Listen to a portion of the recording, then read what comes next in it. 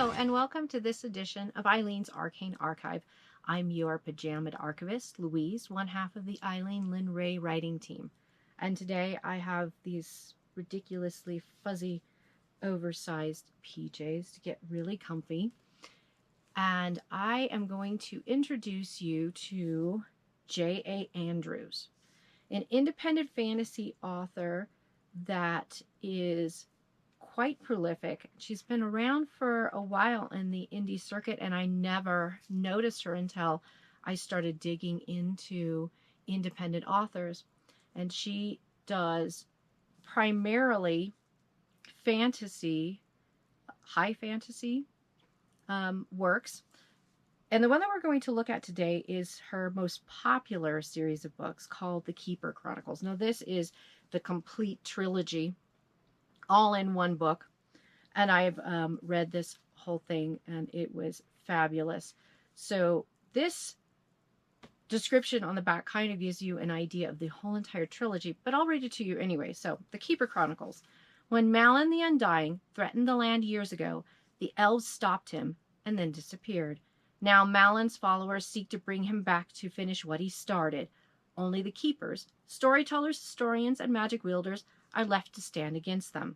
Alaric, who betrayed everything he believed to save his wife and still failed. Will, a storyteller who's convinced his weak magic makes him useless. And Cinny, a former slave girl with unimaginable power but no way to wield it. Can they survive being hunted by dragons, attacked by frost goblins, and betrayed by traitors in their midst, or will Malin's minions overwhelm them and plunge the land into darkness?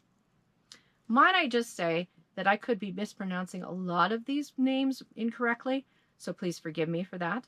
But this is all done to be as genuine as possible in reading these books to you. So we are going to get ourselves settled back.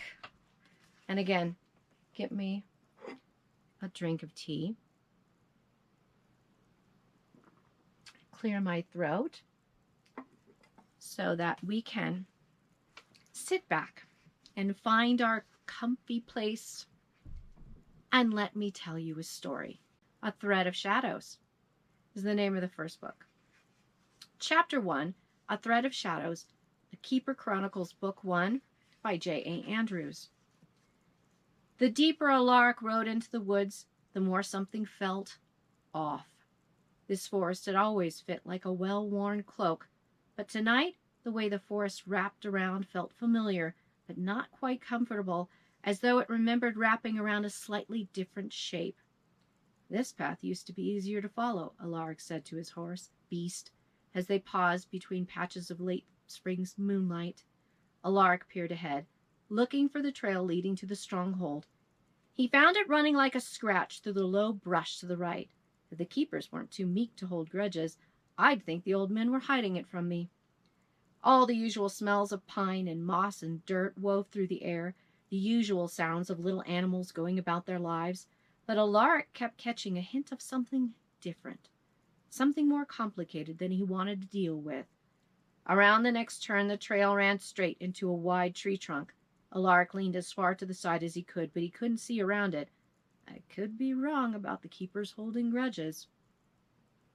Well, if they didn't want him at the stronghold, that was too bad. He didn't need a warm welcome. He just needed to find one book with one antidote. With a little luck, the book would be easy to find, and he could leave quickly. With a lot of luck, he'd get in and out without having to answer anyone's questions about what he'd been doing for the past year. Beast circled the tree and found the path again, snaking out the other side. As his hooves thudded down on it, a howl echoed through the woods.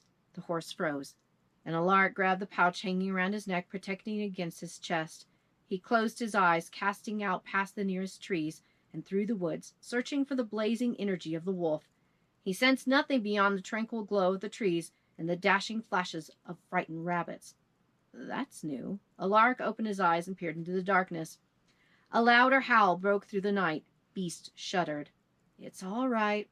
Alaric patted Beast's neck as he cast further out. The life energy of an animal as large as a wolf would be like a bonfire among the trees, but there was nothing near them. It's not wolves, just disembodied howls. He kept his voice soothing, hoping to calm the animal. That didn't sound as reassuring as I meant it to, but a real wolf pack wouldn't keep howling as they got closer. If we were being tracked by wolves, we wouldn't know it. Beast's ears flickered back and forth, alert for another howl. Okay, that wasn't reassuring either. Alaric nudged him forward. Come on, we're almost to the wall.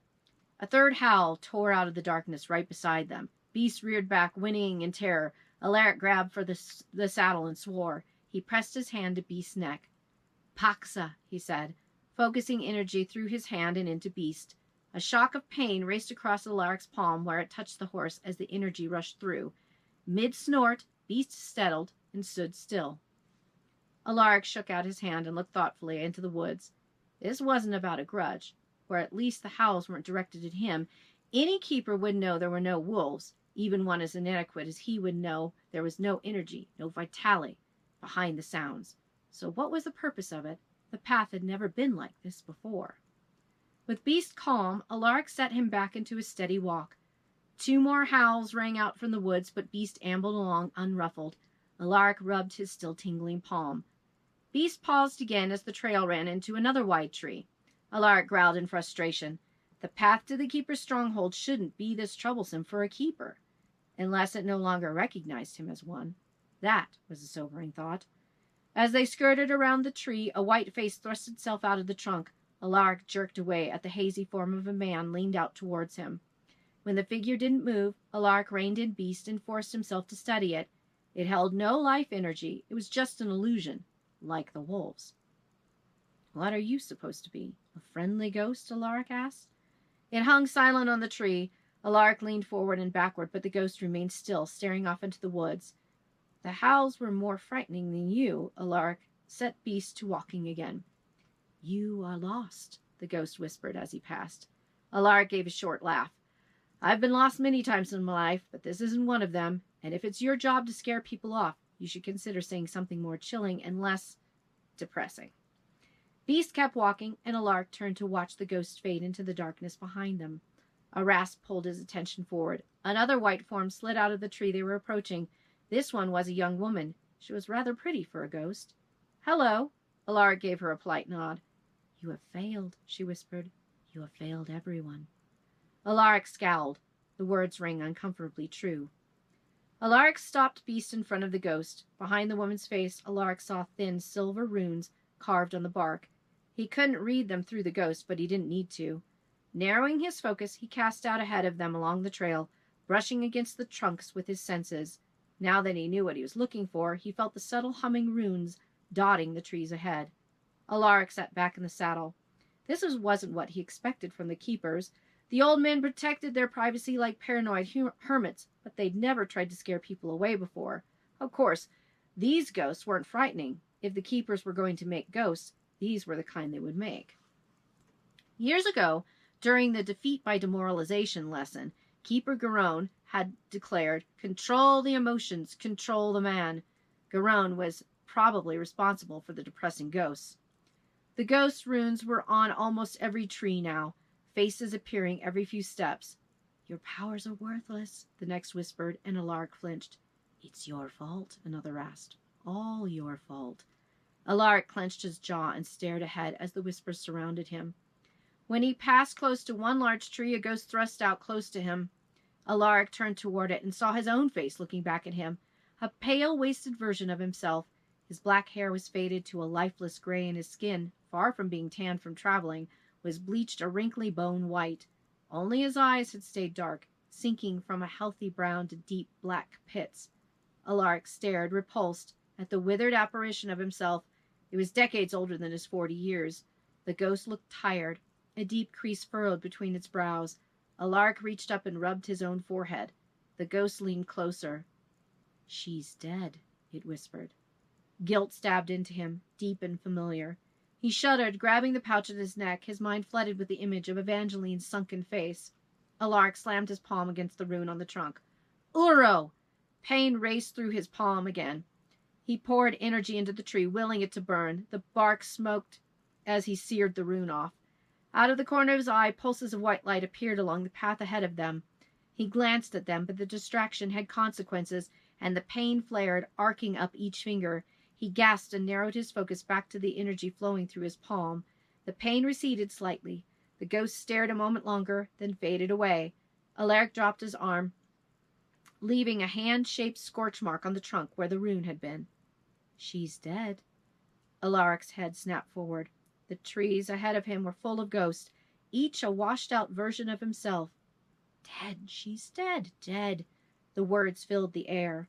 Alaric clutched the pouch at his neck until he felt the rough stone inside. A ghost reached toward him. She's dead. Its voice rattled in a long sigh. Alaric spurred Beast into a gallop, trusting the horse to follow the trail. The whispers clung to them as they ran. Alaric shrank down, hunching his shoulders, resting his mind away from the memory of his wife's tired eyes, her pale skin. The trees ended and they raced out into a silent swath of grass, running up to the base of an immense cliff. Alaric pulled Beast to a stop, both of them breathing hard. Gripping the saddle, Alaric looked back into the trees. The forest was dark and quiet. I take it back, he said, catching his breath. The ghosts were worse than the wolves. He sat in the saddle, pushing back the dread that was enveloping him. She wasn't dead. The ghosts were just illusions. He'd get the antidote tonight. She'd be fine.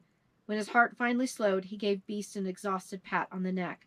This path used to be a lot easier to follow. That was chapter 1 of the first book in the Keeper Chronicles by J.A. Andrews.